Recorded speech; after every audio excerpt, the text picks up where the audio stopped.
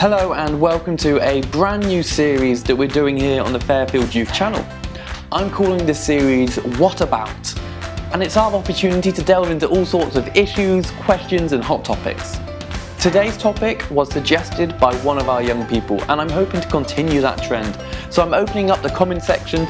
Do comment down below. If you have any issue, question, topic that you would love covered in a video, then put the suggestion down there or get in touch with me through all the usual ways. God only knows what you've been through. God only knows what they say about you. But God only knows the real you. There's a kind of love that God only knows. So welcome again. My name is Jack. I'm the youth pastor here at Fairfield Church. Today's topic is looking at truth and postmodernism. Two terms, one much more difficult than the other. So why don't we start with the first of those two and look into what is the meaning of truth. How do you describe truth? Where do you even begin with that? Well, I guess things can either be true or they can be false.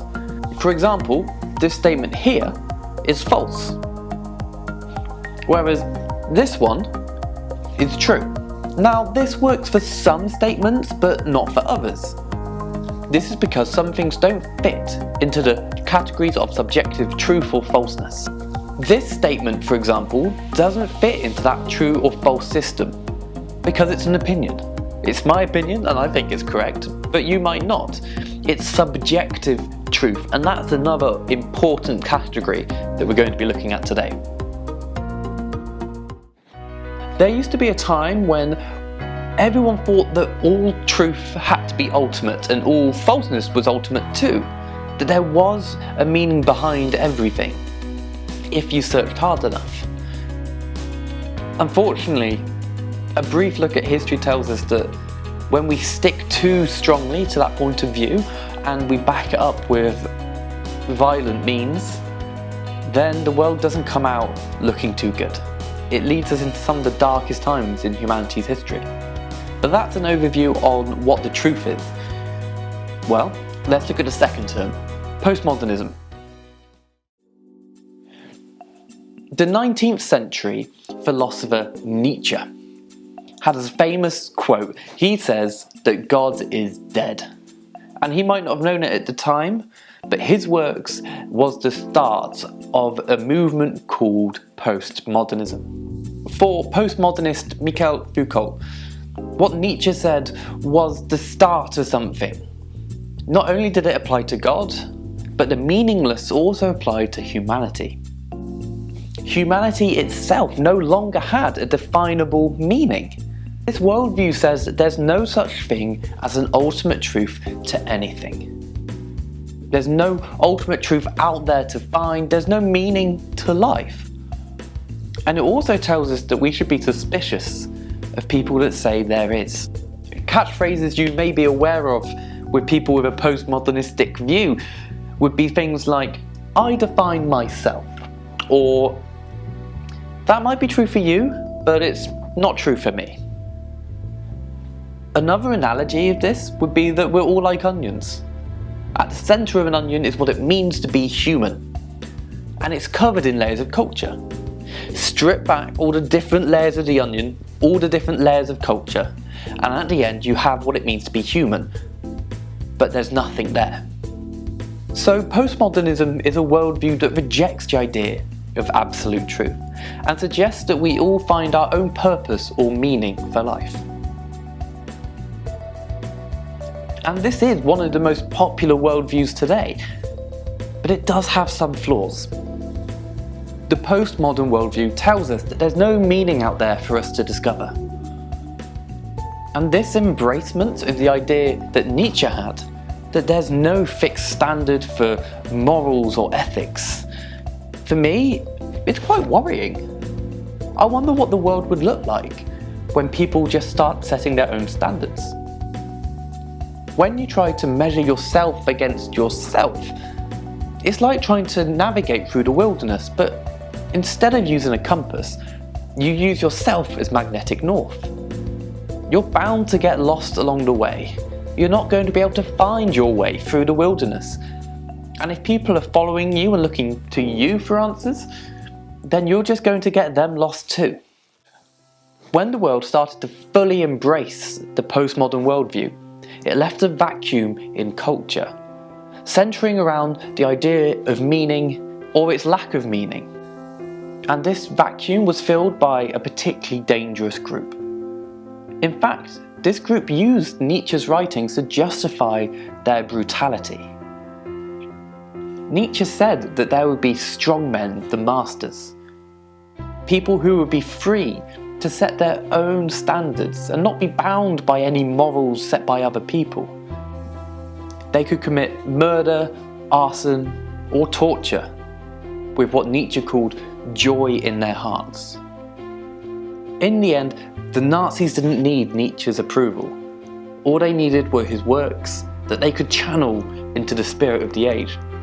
What began as an idea virus, plaguing the search for meaning, turned into pandemics all across Europe and eventually across the globe.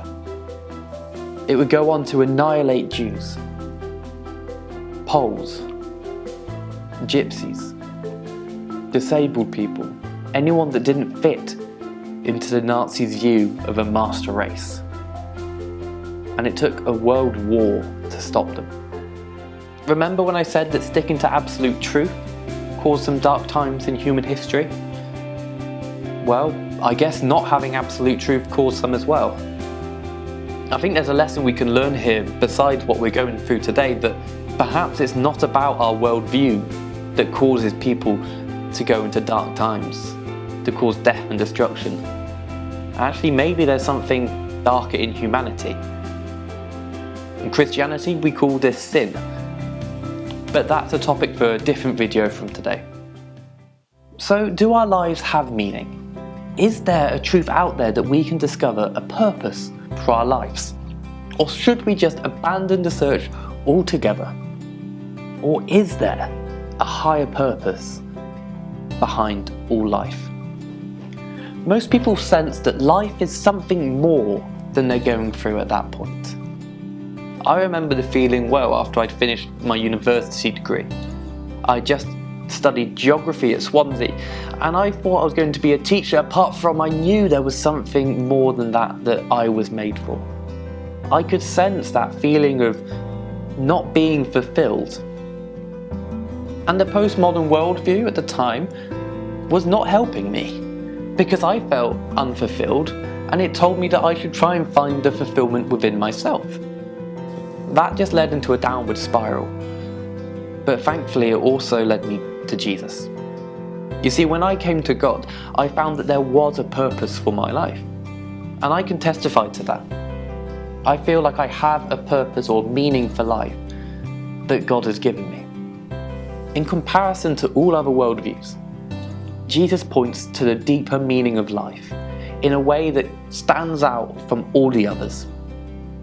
In John chapter 10, verse 10, Jesus famously says this: "The thief comes only to steal, kill, and destroy. I have come that they might have life, and have it to the full." Jesus' voice was for me like a voice calling through the fog, calling me away and out of danger. And it's a voice that's calling to you too, calling to you to come out of the fog and to search and to find that meaning in your life. There's a psalm in the Bible, which is a book of poetry all about God. And it says this: "I praise you, for I am fearfully and wonderfully made.